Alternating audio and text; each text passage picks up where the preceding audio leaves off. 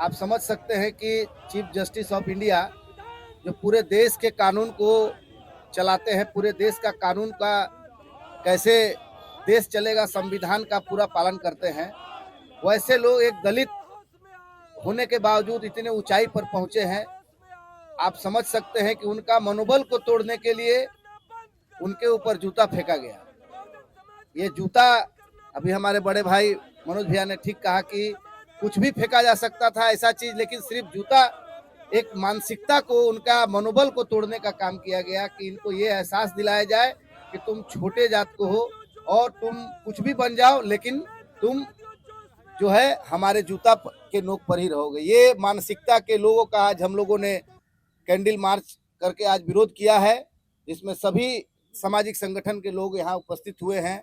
और मुझे लगता है कि निश्चित रूप से आज भी हमारा देश बहुत आगे है, लेकिन वैसे लोगों का मानसिकता के कारण आज हम लोग दुखी महसूस कर रहे हैं। अपने आप को हम लोग लग रहा है कि आज भी वो मानसिकता बदला नहीं है।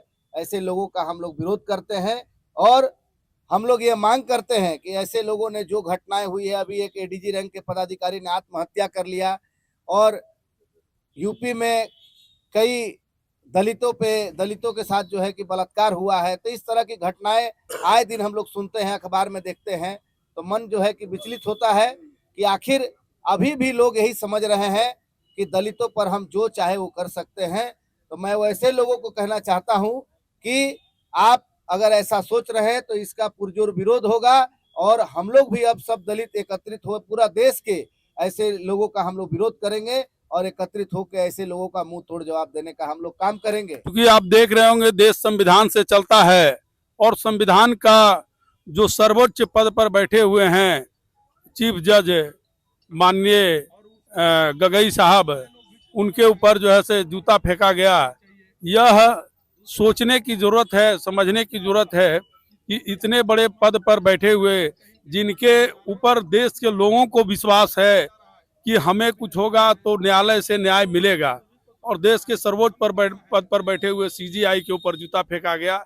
यह कहीं न कहीं देश के बहुत बड़ा दुर्भाग्य है। जो मनुवादी विचारधारा और आरएसएस का विचारधारा चल रहा है, ये हमारे देश के लिए बहुत ही घातक है। ये हमारे देश को बिखराव की तरफ ले जा रहा है। आप देखिए कितना विचलित बात है।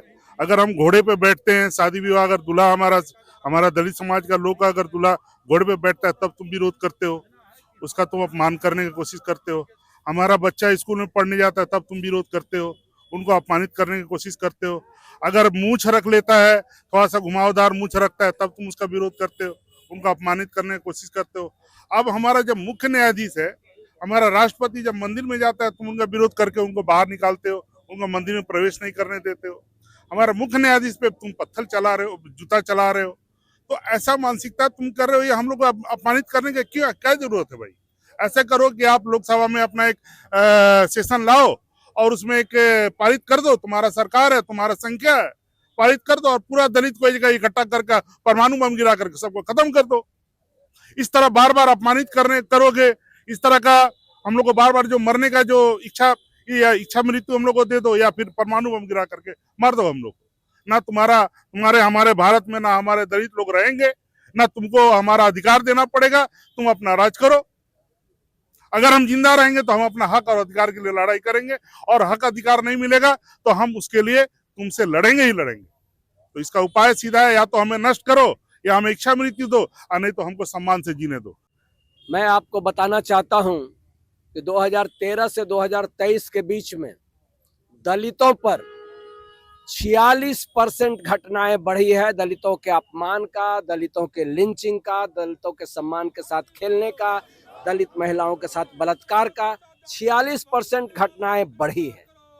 और जहां तक आदिवासियों की बात है तो 91% घटनाएं बढ़ी है। उनके खिलाफ उनके शोषण का, अपमान का 91% घटनाएं बढ़ी है विगत 10 सालों में। आप समझ सकते हैं कि किस तरीके से इस वर्ग के गरीबों, पिछड़ों, दलितों, अकलितों पर आज का जो शोषण करने वाला वर्ग है, आज का जो सरकार है, वो कर रहा है। एक मैं उदाहरण देना चाहता हूं आपको। भारत का संसद भवन अंग्रेजों का बनाया हुआ है। 2 साल पहले तक उसी संसद भवन में देश का संसद चलता था।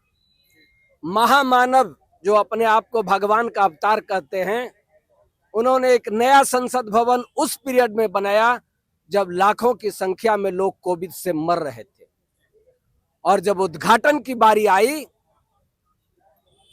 आदिवासी के नाम पर वोट लेने वाले, आदिवासी के नाम पर भावनात्मक रूप से खिलवाड़ करने वाले उस आदिवासी महिला जो भारत की सुप्रीम महिला थी, देश के राष्ट्रपति थी, उनको उस उद्घाटन में नहीं बुलाया गया। हिंदू के नाम पर जान देने वाले, हिंदू के नाम पर बाबरी मस्जिद को ढाने वाले। लेकिन जब राम मंदिर का निर्माण हुआ तो वहां भी आदिवासी राष्ट्रपति को नहीं बुलाया गया।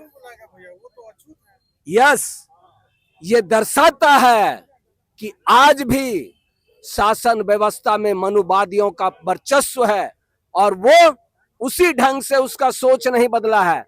मैं छोटा सा एक उदाहरण बताना चाहता हूं आपको। देश जब आजाद हुआ, 663 रियासत था उस समय देश में, छोटे बड़े राजा को लेकर के।